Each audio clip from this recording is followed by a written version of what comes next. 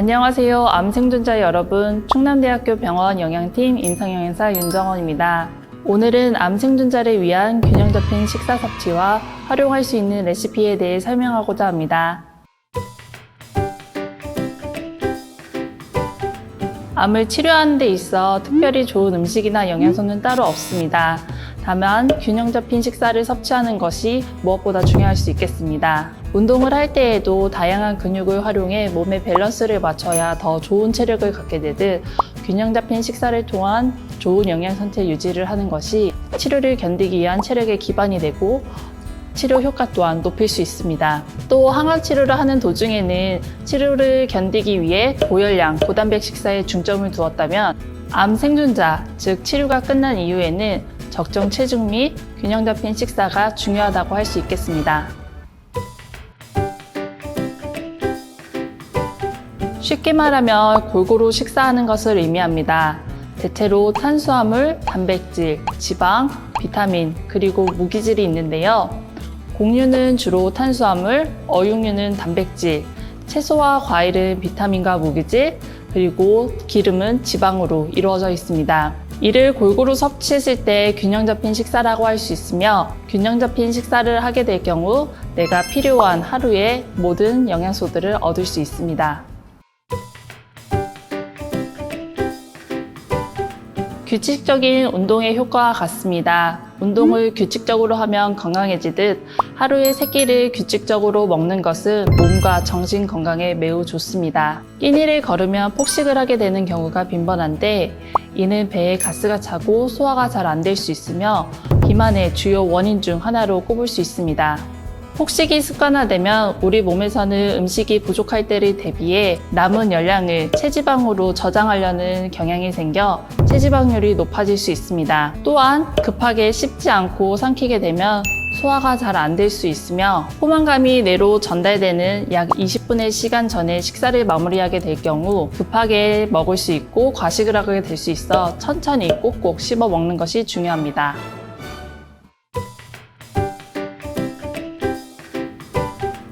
우리 몸 안에는 산화 촉진 물질과 산화 억제 물질이 균형을 이루고 있으며 우리 몸 안에서 산화작용이 일어나면 세포에 손상을 일으키고 이로 인해 유전자 변이, 암도 유발할 수 있습니다. 항산화 영양소는 이러한 산화작용으로 인한 손상을 방지하는 역할을 합니다. 다만 항산화 영양소는 식이 보충제로 섭취하기보다는 식사를 통해 섭취하는 것이 좋습니다. 그럼 암 생존자를 위한 항산화 영양소 조리법 시작해볼까요? 항산화 영양소가 듬뿍 담긴 3가지 요리를 준비해 보았는데요. 그중 첫 번째로 소개해드릴 요리는 두부면 로제 파스타입니다.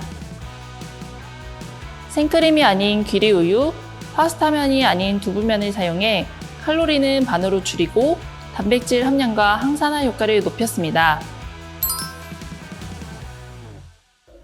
오늘의 주 재료인 두부면입니다. 두부면은 100g당 160칼로리로 일반 파스타면이 100g당 330칼로리인 것에 비해 열량이 절반이나 낮습니다. 두부면은 탄수화물 함유율이 낮고 단백질 함량이 높아 다이어트 식품으로도 많이 활용되고 있습니다. 두부면 요리의 가장 큰 장점은 살짝 데치기만 해도 된다는 점입니다. 간편하게 요리할 수 있겠죠? 토마토는 아시다시피 라이코펜이 굉장히 풍부합니다. 라이코펜은 카로티노이드 색소 중 하나로 항산화 효과가 매우 뛰어납니다. 라이코펜은 생토마토보다는 토마토 케첩, 토마토 페이스트 등 가공식품의 함량이 높아 조리하실 때 다양하게 활용할 수 있습니다. 토마토에 열을 가하게 되면 라이코펜이 열에 분해되어 흡수율이 더 높아집니다. 따라서 익혀서 먹는 편이 영양소 흡수율에 더 좋습니다. 또한 라이코펜은 체내 콜레스테롤을 낮춰 심혈관계 질환의 위험성을 낮춰주기도 합니다. 토마토는 꼭지 부분이 신선하고 단단한 것이 좋습니다. 토마토는 실온에서 보관하다 빨갛게 완전히 익으면 냉장 보관을 해주시는 게 좋은데요. 물러지기 전에 드시는 것이 좋습니다. 저희는 보통 로제 소스에 많이 사용하는 생크림 대신 귀리우유를 사용할 예정인데요. 귀리우유는 생크림에 비해 지방 함량이 매우 낮습니다. 100ml당 생크림 같은 경우 지방 함량이 35g, 귀리는 2.5g. 차이가 매우 크죠? 열량 또한 5분의 1 정도로 낮습니다. 귀리는 세계 10대 푸드로도 선정된 바가 있는 폴리페놀과 항산화 영양소가 풍부한 식품입니다. 그럼 이제 만들어 볼까요?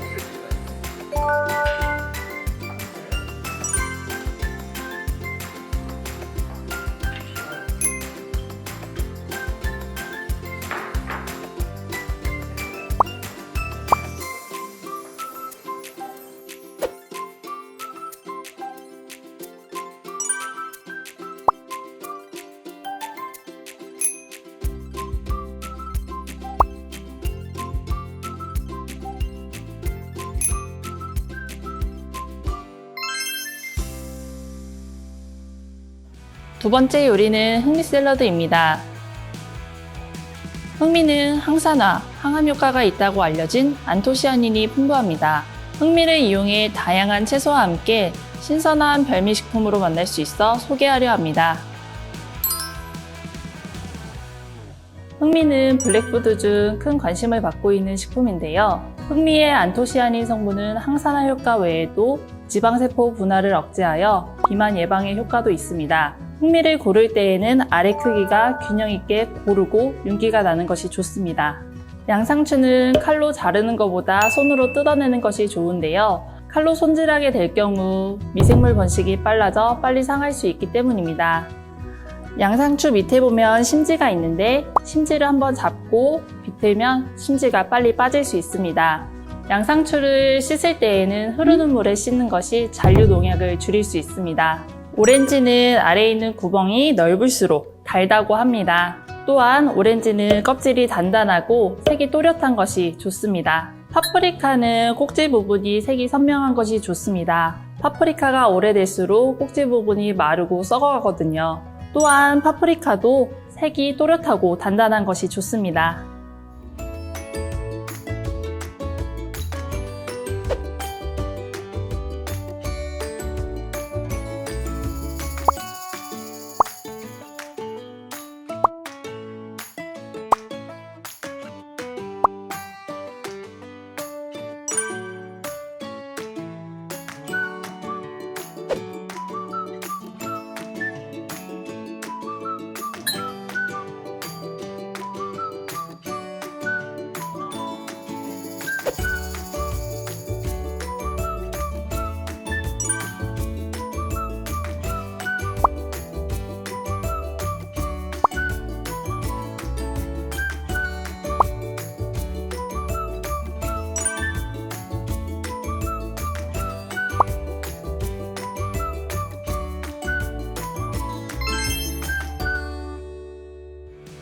세 번째 요리는 베리에이드입니다.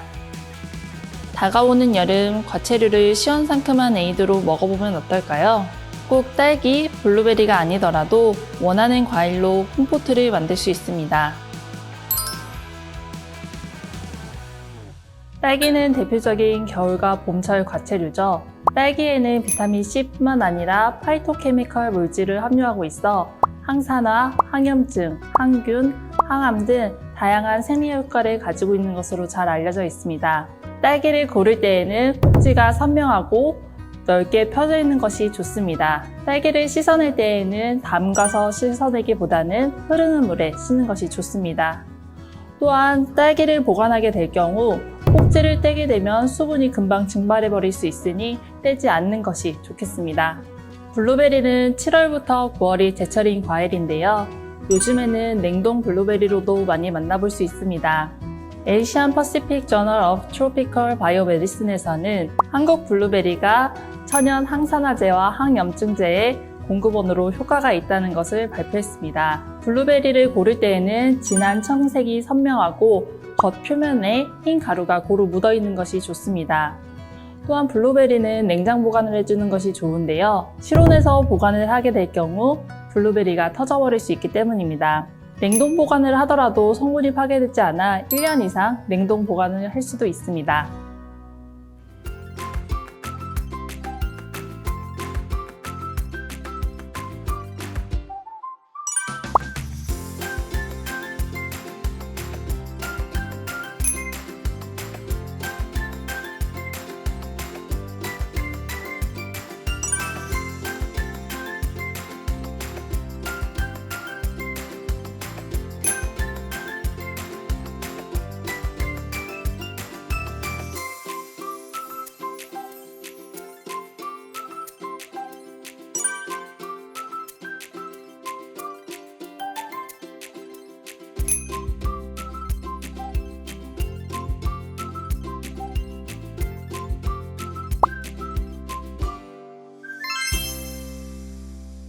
항산화 영양소가 담긴 건강하고 맛있는 요리 3가지를 소개해드렸는데 어떠셨나요?